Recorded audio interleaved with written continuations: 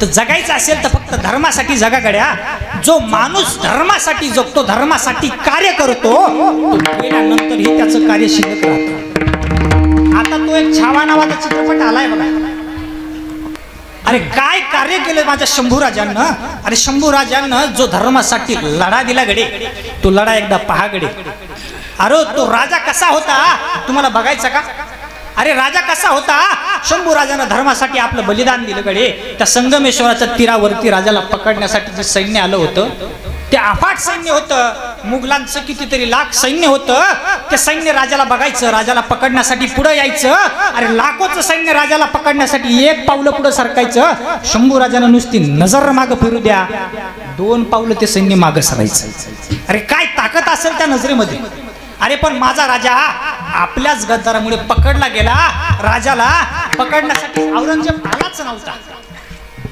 राजाला पकडण्यासाठी औरंगजेब नव्हता आला, मुकरब खान नावाचा त्याचा सरदार आला होता. आणि राजाला पकडलं गेलं. अरे शेतकऱ्याच्या शेताच्या बांधावरून राजाला नेलं जात होतं, पण शेतातल्या शेतकऱ्याला माहित नव्हतं माझा राजा कैद येतोय. अरे तो मुकरब खान असा पळत होता शंभू राजाला घेऊन, जसं की त्याच्या मागं कुत्रं लागलंय. आणि शेतकऱ्याच्या बांधावरून राजाला नेलं जात होतं, पण शेतकऱ्याला माहित नव्हतं माझा राजा कैद येतोय. अरे किल्ल्याच्या तटबंधावरून राजाला नेलं जात होतं, पण किल्ल्याच्या पहिरेदाराला माहित नव्हतं माझा राजा कैद येतोय.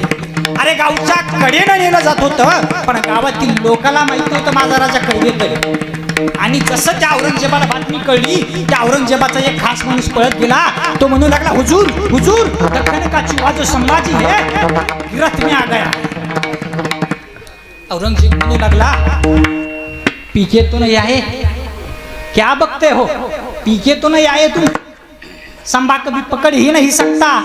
संभा सिर्फ पैदा हुआ है जीतने के लिए, हारने के लिए नहीं. म्हणू लागला, आओ हुजूर, संभा पकडलाय, संभा कैद झालाय. राजाने सांगितलं जश्न मनाया जाय, फकीरों को अमीर बना दिया जाए. आणि जश्न सुरू झाला. शंभू राजाला दरबारात हजर करण्यात आलं. आणि शंभू राजाला त्या उंटाला बांधण्यात आलं, आणि त्या उंटाला काटेरी साखळी दंड होते. अरे त्या काटेरी साखळी दंडाच्या शेजारी शंभू राजाला उंटाच्या अंगावर बांधण्यात आलं, आणि चौकात मिरवणूक काढण्यात आली. अरे कोणतरी यायचं, त्या शंभू कोणतरी यायचं, त्या उंटाची शेपटी पिरगाळायचं, उंट थया थया नाचायचा, काटेरी साखर दंड अंगाला घासायचे, परत जखमा व्हायच्या. अरे कोणीतरी यायचं, त्या उंटाला तलवारीनं टोचायचं, उंट परत थया थया नाचायचा, परत त्या साखळी दंडाने अंगावरती जखमा व्हायच्या.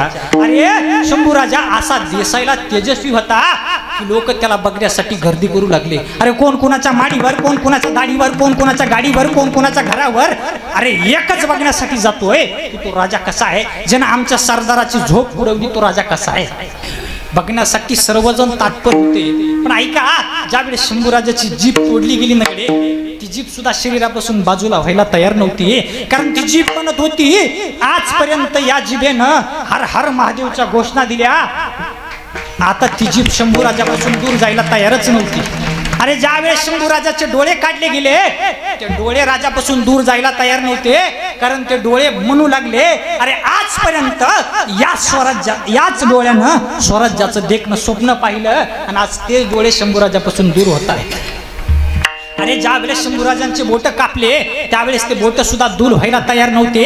कारण ते बोट सांगू लागले, अरे याच हातानं तलवार पकडलीये, याच हातानं दुश्मनांच्या छात्या फोडल्यात, तोच हात आज शंभू राजापासून दूर जायला तयार नव्हता. ऐका काय बलिदान असेल त्या राजाचं. त्या बघा, त्या चित्रपटात एक भारी कविता आहे बघा, की ते म्हणतात, मन के जीते जीत है, मन के हारे हार, बिना लढे जो हार गए उन पर है धिक्कार.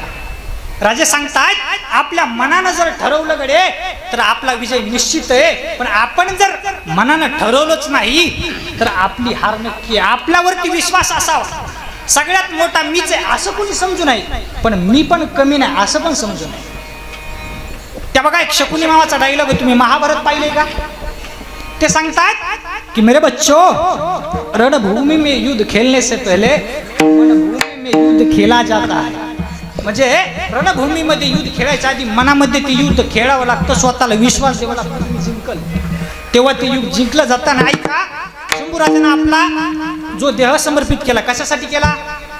धर्मासाठी केला, म्हणून त्यांची चर्चा आहे. आणि बघा, शंभू राजानं धर्म ही जपला, संप्रदाय ही जपला. शंभूराजानं मला सांगा, जी तुकोबरायाची आजची दिंडी आहे, इकडे लक्ष द्या, इकडे लक्ष द्या. तुकोबरायाचा जो आजचा पालखी सोहळा जातोय, तो चालू कुणी केला हो? तुकोबरायाचा जो पालखी सोहळा जातो, तो माझ्या छत्रपती शंभूराजानं सुरू केलेला आहे. ऐका ना, कितीही मोठं झालं तरी आपला धर्म जपला, आपला संप्रदाय जपला आणि त्यातच राहून शंभूराजे घडले. म्हणूनच त्या औरंगजेबासमोर नतमस्तक झालीच नाही. अरे औरंगजेब शंभूराजाला बघून म्हणायचा, अरे क्यों पैदा नहीं होता ऐसा एक भी शख्स हमारे जमाने में.